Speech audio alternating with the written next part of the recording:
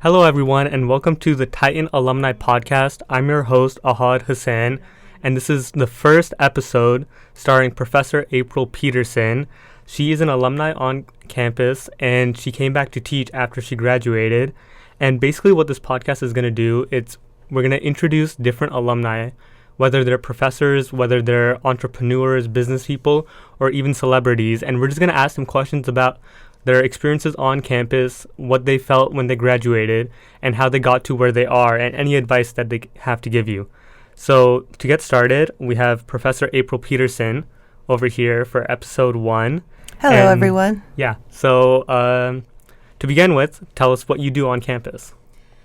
Okay, well, I teach English 101, which is beginning college writing, English 301, which is advanced college writing, and CAS 300, which is elements of professional communication.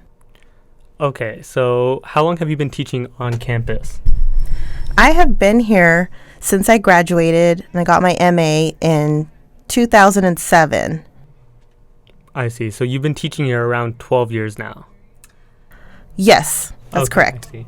So to teach, what made you feel that you wanted to be a teacher, first of all, and second, why English in particular?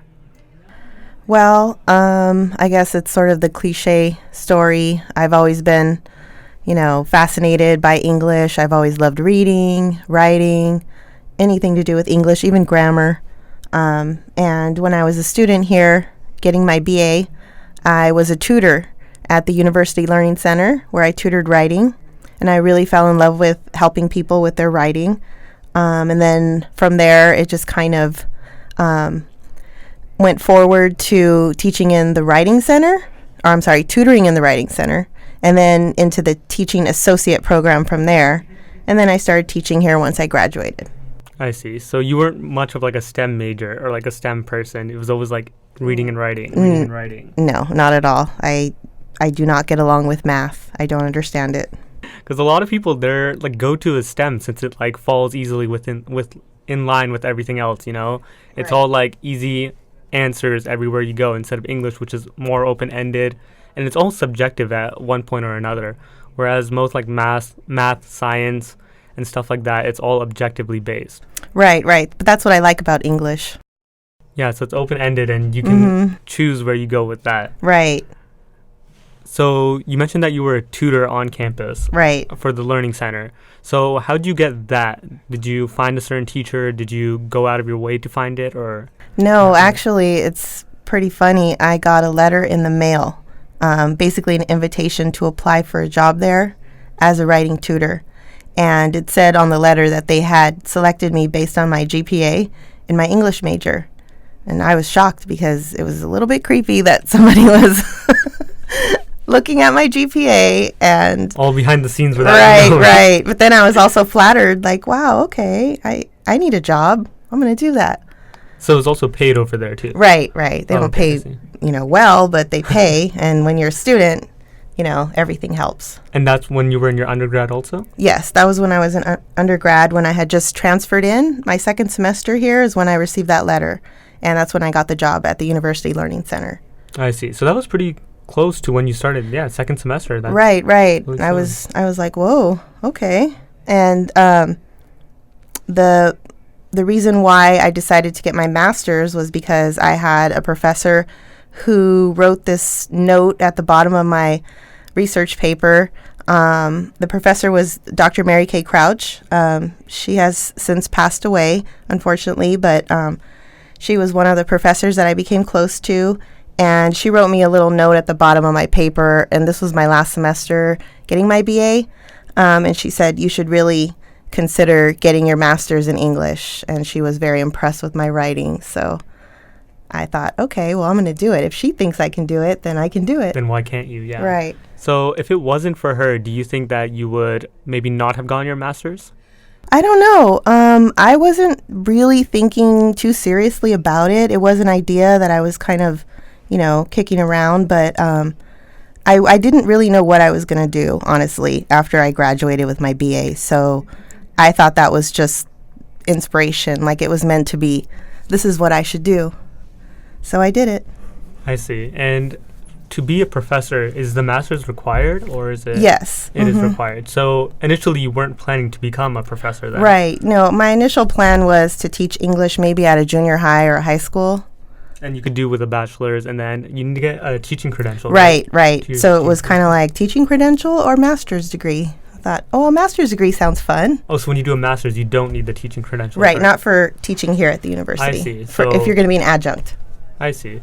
And then if you have the master's degree then, would you be able to still teach at a junior college, or would you need to go back and get a teaching degree? No, I also taught at a junior college too. Oh, you did? Okay. Actually, a few. I taught at Fullerton College for a while and Citrus College. And I've taught for a few different departments here at Cal State Fullerton.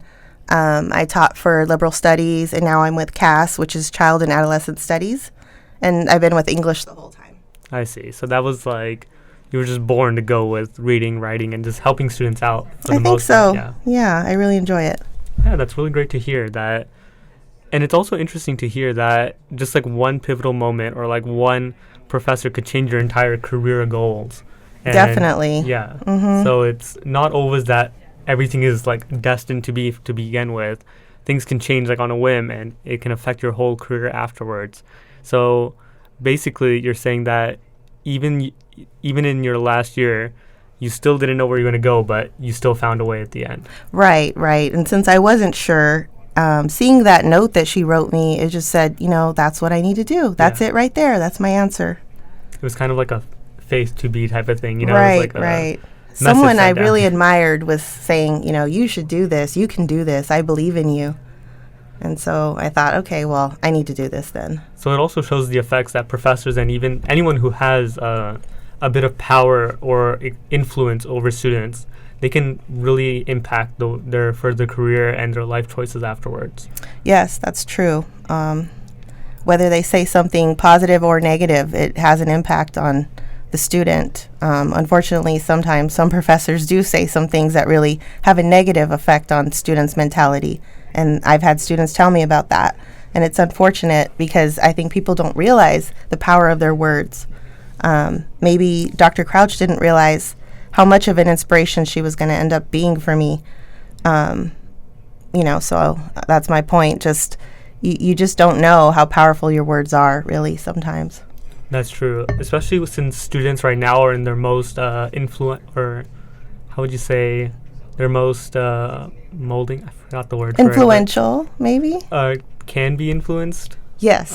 Can be molded. I completely forgot the word, but they're in that position where anything you say to them, especially if you are in the higher power, it can have such a great effect on them in a positive and negative way, like you said. Right. So it's great that she said something positive and it did influence your life in a good way, instead of like throwing you down a path that you were uncertain of. So since you're teaching right now, do you plan to keep teaching, or how do you plan to go with your career now? I do plan to keep teaching. I'm actually thinking about changing my schedule, though, from morning to afternoon, but I'm going to keep teaching here for sure. I see. And why is that? Why do you prefer the afternoon over morning? It's very crowded in the morning. That's true. Parking is a little bit of a nightmare, even for faculty. So I'm thinking getting here later in the afternoon, a lot of people are already gone, easier to park. Do you feel like it would change your productivity style? Because me personally, I get things done in the morning. Like my latest class ends at 12:45 every day, and I get everything done 8:30 to 12:45. I'm done with everything. So I find that pretty productive for me. I get up, get all my schoolwork done, and some people, they haven't even started classes yet. So I feel personally that it works for me. Do you think it would affect how your life schedule runs, or?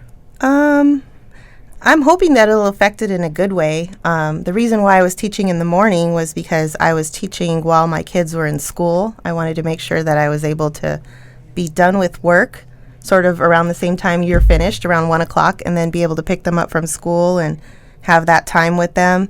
But now that they're older and they're out of school and they have their own cars and their own jobs and they don't need me, maybe I can just have a relaxing morning, drink some coffee, get ready for class and not be rushing around and, with the hectic with the morning commute. Yeah, exactly. That's sort of the nice part of being a professor. You have even a student also, you can build your own schedule type of thing. Like instead of a normal 9 to 5, or even if it's shorter than a 9 to 5, it's still mostly morning based. or even if it's afternoon based, you don't really get to decide. So when choosing a schedule, like, do you have full control over the times of it, or? Well, we never have full control because we're always at the mercy of, the chair, and how he kind of dishes out the classes. But they do ask us for our preferences, and they go off of that with assigning classes. So I've always put down on my preferences morning classes, but I thought about changing it up this semester, so I'm going to see how that goes next semester. So you still get a bit of leeway with it? Yes. Yeah. Mm-hmm. More often, like even us, we get a bit of leeway, but it's still not fully in our control, since if I need to take an English class and they only have in the morning, then I kind of have to suck it up and deal with it. Right. I know a lot of students like to have the Monday through Thursday schedule, and not have any class on Friday. So I usually teach Monday, Wednesday, and Friday, and my students, I can tell they don't want to be there on Fridays. I don't really want to be there either. I did have you Monday, Wednesday, and Friday. Yes, you did. Friday was the least amount of people there. Right. It's a pattern. I think we had our final on Friday, and people didn't show up that day. Yeah. People were gone that day. It's nice having a 3-day weekend, It right. must be nice, especially if you have a Monday off for Labor Day or something. Mm-hmm. You get the 4-day weekend, so that's also nice. So you talked about what your professor said to you as being one of the pivotal moments. Did you find anything else when you were on campus, important to shaping you, whether it was a club or just something that changed your mindset, or just shaped anything? Definitely also getting into the TA program. It's pretty cool. You get to teach a class while you're still getting your master's degree. So you're still in the MA program, and you're teaching one class, just to get a little feel for what it's like to teach an entire class versus just tutoring one-on-one. And that was definitely when I thought, okay, I can really do this, and I really want to do this. I see.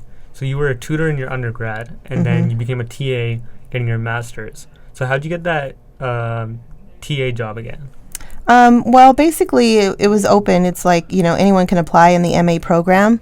And being a tutor is definitely a plus when you want to get into the TA program. So I guess based on my experience, I had been tutoring for 3 years in both tutoring centers. So I had a lot of experience with that. And we had interviews just like any job, and they selected 10 of us to be in the TA program at that time. So that one wasn't handed to you no. a mailing list, but it was, you just saw it and you applied to it. Right, but Dr. Crouch was also on the committee. Okay. Interviewing. So you had a leg up on it. I see why you I had someone on my side. Yeah. That's good. That's good that you have people, if you're active in class. So how did you become so close with her? I took her class. It was called Literature of the Vietnam War. And it was very personal to me because my father was in the Vietnam War. Okay. And so we just became close. We bonded over that. I went to her office. We talked about it. And she really liked my writing. She liked where I was going, my ideas. So I focused on Chicano perspective in the Vietnam War. And that was sort of unique. So she really liked that. And she was a really cool lady. I see. Yeah, I really miss her. Good to hear, yeah. Well, so it's not like she reached out to you. So that's one thing that a lot of students don't do. They just go to class and then come back, just leave it right away. But you talked about going to her office hours and chatting with her and talking to her a bit. So you also have to reach out, and then by doing that, she recommended you to become a teacher. Plus, she helped you get the TA job since she was on the committee. So it's a big, powerful effect that teachers, they're in a great position to help you as long as you go out to them and reach out to them. Right, and that's one of my regrets, being a student and not taking advantage of more office hours. I would only go to office hours if I absolutely had to, for whatever reason. But I regret that because I formed this relationship with this professor, and it really did shape me in a way that, I wouldn't have been shaped otherwise. And I'm just now wondering, well, what if I would have had relationships with other professors outside of class? But being a mom, being a single mom and a student, it was a little hard I wasn't always available all the time. So that was a little bit of a challenge. Yeah, that makes sense. But at least you were able to keep in contact with one professor. It's obviously not feasible to meet with 6 professors every semester and stay in contact with all of them, go to all of their office hours, especially since you said you were a single mom while going to school also. So I'm still glad that you were able to get to school and still stay in contact with at least one professor. Because I feel like that's always necessary, that before you graduate, or even it's easier with the GE professors or the ones that are more lenient. I feel like in STEM it's a bit harder since they're a lot scarier than the STEM professors. It's a little you go in and then their loud voice is just there and you kind of want to walk out. But yeah, I recommend a lot of GE professors or even English professors. You guys are a lot nicer, a lot more fun to talk to. And you guys have a lot of stories behind you guys too, since you guys are more open, more creative with the way you think, generally speaking, obviously. Not to stereotype, but you guys are more fun to talk to. So definitely, if you see a professor that you have some interest in, then go to their office hours, because you guys love talking to people. It's always fun talking to you guys too, since there's just so much to learn from you, and there's just a lot of experience, and you guys are open with everything too, and it's less judgmental too than going to your parents. Because if I tell my parents anything, it's always a judgmental phase there. But with professors, you guys are really chill and open. Right. So it's always fun talking to you people. Yeah, students tell me they like talking to me, so that's a perk of the job. I've actually made friends with a couple of students and stayed in touch with them. So I mean, I'm not best friends with everyone, but some of them that do spend time talking to me as a person versus just what's my grade and just business stuff. So it's also fun, I feel for you guys just to stay in touch and just to get a just a sense of what's going on around campus from a student's perspective now, especially since you were once a student here. I feel it would be it'll be nice to see what's going on in the student life and how it's changed a bit. So how have things changed, do you think, since you were a student here and now keeping in contact with a lot of the students, or just seeing the day-to-day life? Well, I mean, there's so many changes on campus.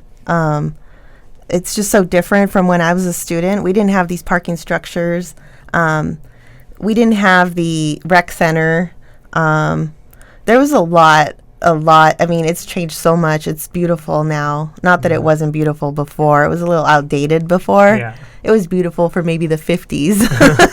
But now it's beautiful. It's modern, and what they're doing out in the quad. And I mean, it's just amazing. I really like that, what they're doing with the quad and things. And when you say modern, I guess the business building is modern. But then if you go to the comp sci building and Mahalo, and it's not really modern over there, but that's in the back.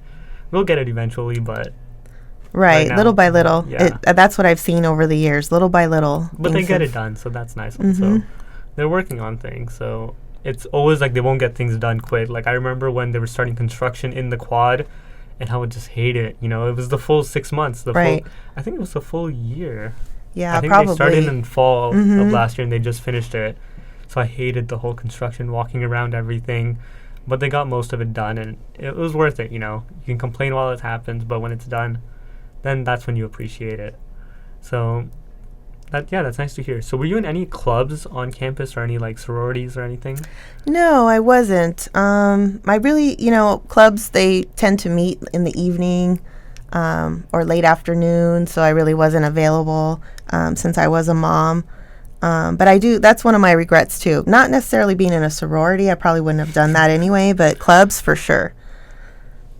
Because there's a lot of other people you can meet, or just experience you can gain from there, or just find out about things going on. Right. And still build a camaraderie with a lot of the people on campus, a nice social thing there. I think that's one thing I sort of missed out on when I started school.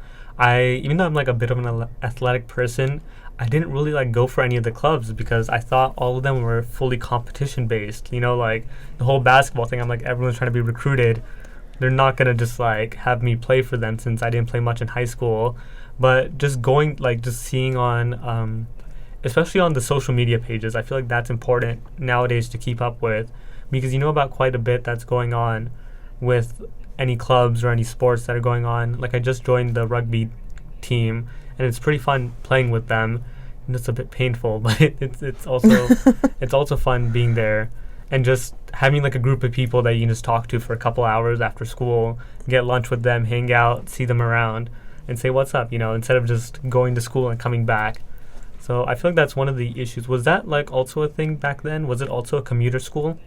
Well, I definitely commuted, and I think most of the people that I kind of became friends with, mostly tutors and English majors, most of them also commuted. One interesting fact is right now, the office that I have, I share it with another professor who we basically went through school together. We got our bachelor's together, our master's. We went through all the programs together. And now we share an office. And we've both been there since. So it's pretty cool. Yeah, you guys have been there through the entire thing. For I would say almost like 15, 16 years. Yes. More than that, yeah. Mm-hmm. Almost on your 20-year anniversary or something of being friends. Right. Yeah, it's pretty cool that you guys went all the way together. So it's some people that you stay with college stay with you forever. Maybe even get the same job. Right. So was he also like interested prior, do you know, of being a teacher, or was it? Yes, he was in the TA program, and he was a tutor at the Writing Center, and same goals. Yeah. Yeah, definitely. I see. So right now we're going to go for a quick commercial break, and then we're going to come right back. Now we're back with Professor Peterson from Cal State Fullerton, and we're going to continue talking about her moments as a student and as an alumni also. So what's one advice you would give to students? Like, what's your one thing that if a student came up to you and said, I'm not too sure what I'm doing in life, what should I do? And they're like a third year or fourth year, and they still don't have things like figured out yet. Right. Well, I think being a tutor definitely put me on a path that led to success, and that was because I was an English major. So I guess my advice would be get a little bit of experience in your major, not just taking the classes, but actually some real life experience, such as volunteering or internship or a part-time job. See if it really is the right fit, because this is your time right now to change it if it's not going to work out. And you definitely want to have a major where you're going to be happy doing whatever it is that it's going to lead you into. So I definitely knew before I graduated that I would be happy being a teacher, being an English teacher. So I think that's important. I also think, like we said before, connecting with professors, connecting with faculty and other students who are in your field definitely will give you more of an idea of, is this the right fit for me? Am I similar to these people? Do I have the same goals as them? Can I picture myself doing this job? Yeah, because it's not necessarily that just because they're a teacher and you don't want to become a teacher, you still have the experience of majoring in English, and you have the experience of seeing other people graduate and go into other fields with it. And I feel like it's more applicable to careers that are more, because English, you're sort of limited, right, with what you can do with it. Yeah, they say that there's unlimited possibilities with an English degree, but from what I've seen, it's mostly teaching. Professor, teacher, right? Tutor, TA. Yeah, but it's mostly like focused on that. But in general, like say it's a bio major or like a bio professor, comp sci professor, an engineering professor. Even if you don't want to become a professor, I feel like since they have the experience, and you could everyone who majors in something, they're a little different, like personality type, like comp sci people like me, we're not the most open, we're not the most outgoing, we're more reserved in front of our computers, we're self-independent, we're orderly, and just stick to the plan type of people, right? And I don't think that's what English majors do. No, not at all. More creative, open-ended. Right. But I can see why being a computer science major, that's what you're going to do on the job. You're going to stay focused, fixing that computer or that program or whatever it is you guys do. So stay focused on that computer, and you don't have to talk to a lot of people on that job. So if that's your personality and that's where you're comfortable, then that's perfect. the most communication you do is just commenting in code and sending it to someone else, and then they see it. And Right. that's kind of how you communicate with each other. But you can kind of see those traits in the teachers themselves. So if you see a lot of like, say like the bio teachers, and they're not sort of like oriented the way you are, then you could kind of like question like maybe you are going the right field or maybe not. Right. And it's always best to try and get it early than later, because I know some people who've changed their majors later on in their lives, you know, like in their third or fourth year. Were you always an English major, or what was it? No, I have a child development associate's degree. I got that at Rio Hondo before I transferred here. But once I transferred here, I had decided already that I was going to be an English major. Oh, okay. So, yeah, I did change it. I just somewhere along the line decided that I like little kids. I love little kids. But for some reason, I wanted to work with older kids and teach English and really like analyze literature and talk about grammar. And, you know, you can't really do that with like Little 6-year-olds. Spelling is the furthest you would go with English, you know? Probably, yeah. So were you a mother in your junior college or Yes. before? Okay. Yeah, I was already a mom before I even started going to college. And when I was at Rio Hondo as a child development major, I was working at the children's center there. And my kids were going to school there at the children's center, so it was pretty cool. So you keep like an eye on them. Right. And then when I came to Cal State Fullerton, my daughter was already in first grade, and my son went to the children's center here on this campus. I see. So Yeah. first grade, where did she go from there? I transferred her. We were living in LA, so I transferred her to Fullerton so she could be close to me. I see. So I would drop her off at school and then come over here, take my son to the children's center, and then go to class. I see. So do you think that being a mother before you started college, do you think that shaped your major, or? Definitely, because I honestly didn't really know what I wanted to do with my life, and having kids made me, not that I had never been around kids before, but having my own kids, you know, naturally you spend time with other kids too, and, you know, they come over for play dates and all that, and I just really enjoyed them, and I thought, you know, this is something I can do. I'm good with kids. Kids like me. Yeah.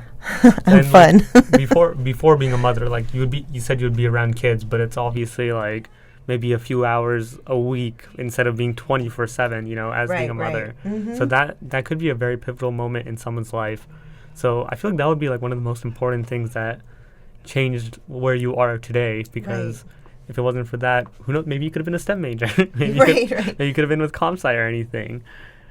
So on that note, what about students who are wanting to get into your field specifically of being, maybe, because you said you had an associate's degree in child and adolescent development.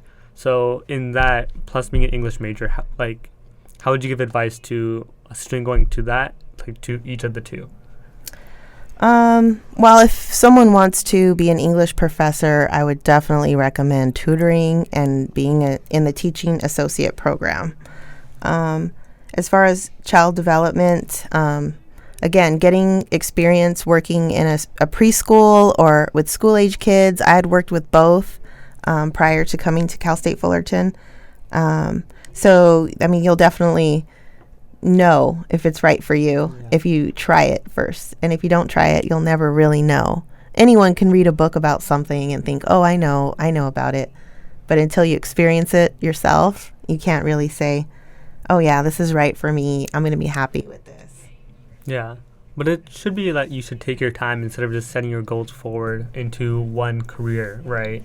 Right. I think people should be flexible. And if you feel like changing your major, I think, you know, you might want to look into that, because it's like their inner voice. Yeah. My daughter has actually changed her major a few times. But she's finally decided on speech pathology. And I think it's the perfect job for her. She also works with kids. So, but I think this focus is right for her. I see. So she finally found that path. So were you also like supportive of her, of like changing the major a few times? Or Definitely. iffy on it? Because Okay. I mean, I did it too. I was, even when I was an English major, there were times where I would think, should I have done philosophy? Should I have done a double major? You know, American studies. Like, I would see all these other majors that looked interesting, and I would think, oh, is it too late for me to double major? Can I add that to my to my credentials?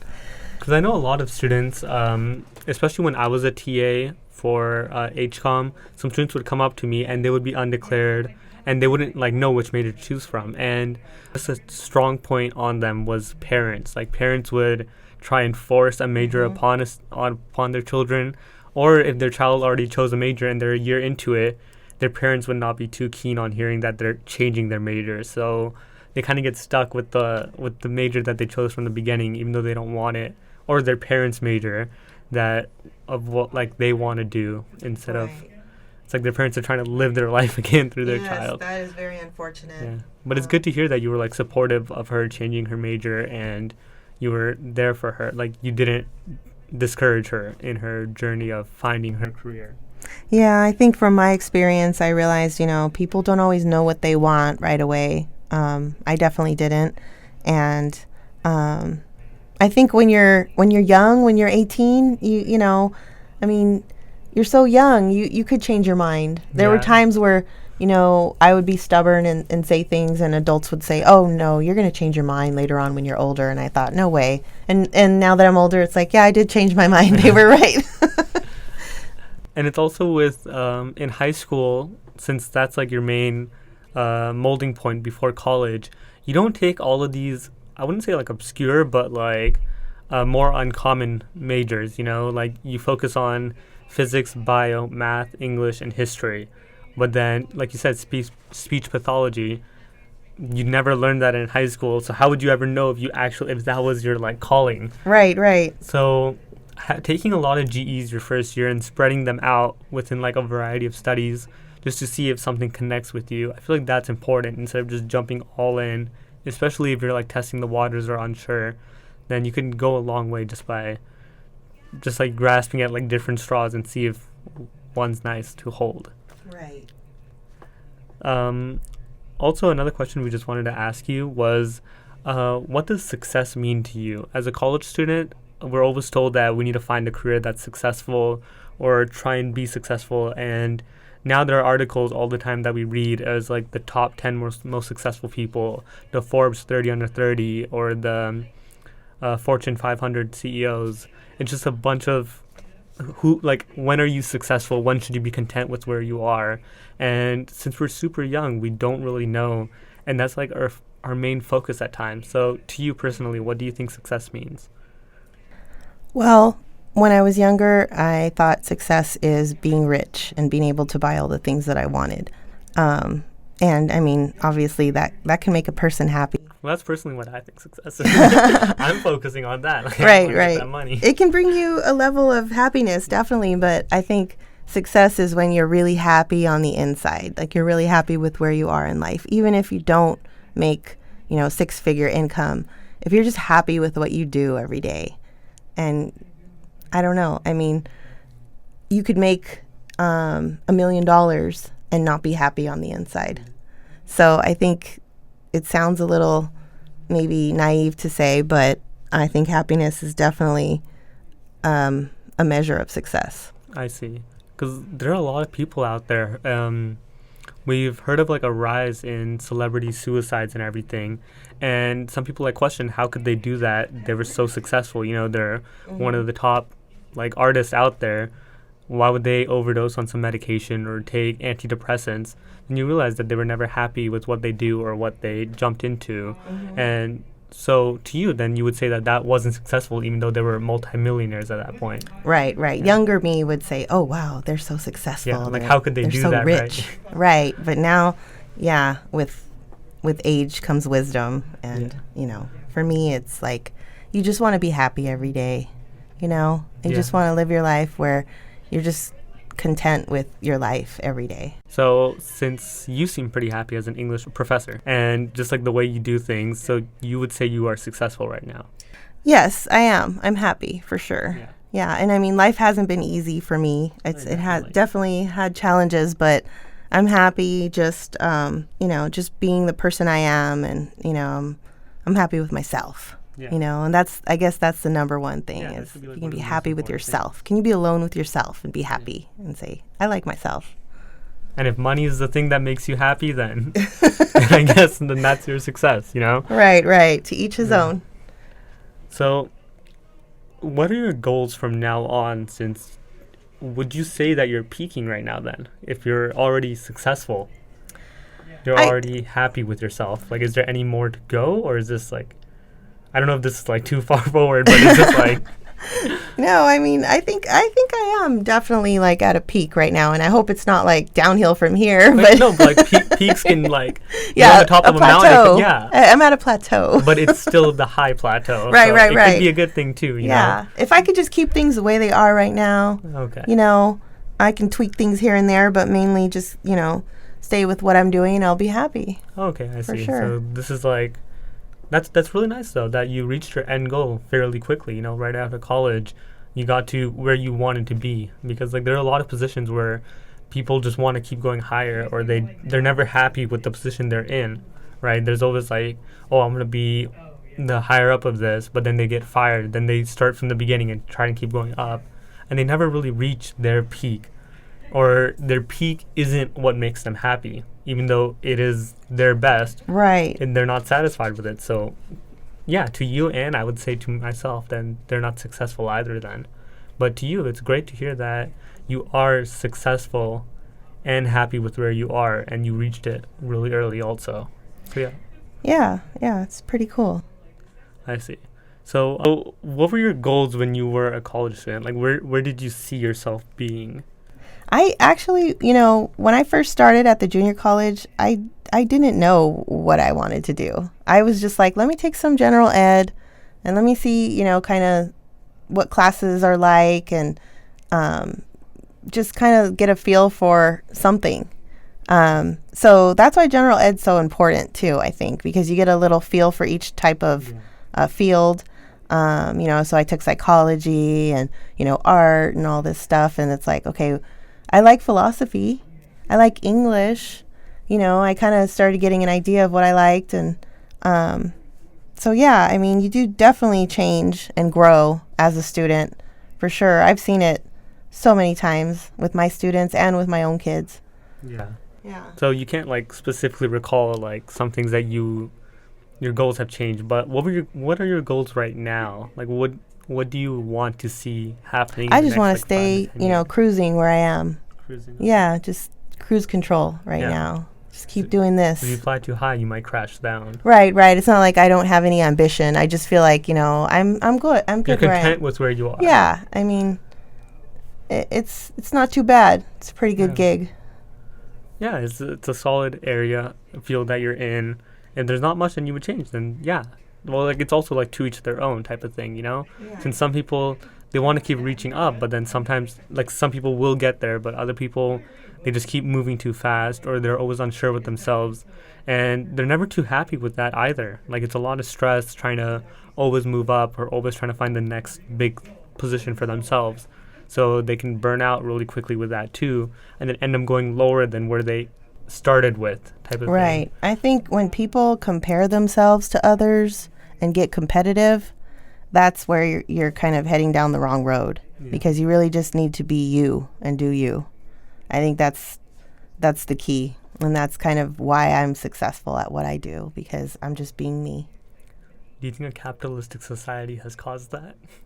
We're getting really deep here, but yeah, I think so, definitely. It could have had some influence on the fact that all these companies are fighting for each other. They're always trying to be one step above. All these CEOs, they're trying to get to the new product fastest, and they're always just trying to get a leg up. And then maybe that had an effect on us as right. We're growing up. We're super influenced by what we see in companies, and we see everyone trying to get ahead, and that's what we want to do now. We just always want to be one step ahead of everyone else. Yeah. That's unfortunate, because I think you could succeed as long as you stay on your own path, and you're true to yourself, and you just do the right thing. You will succeed.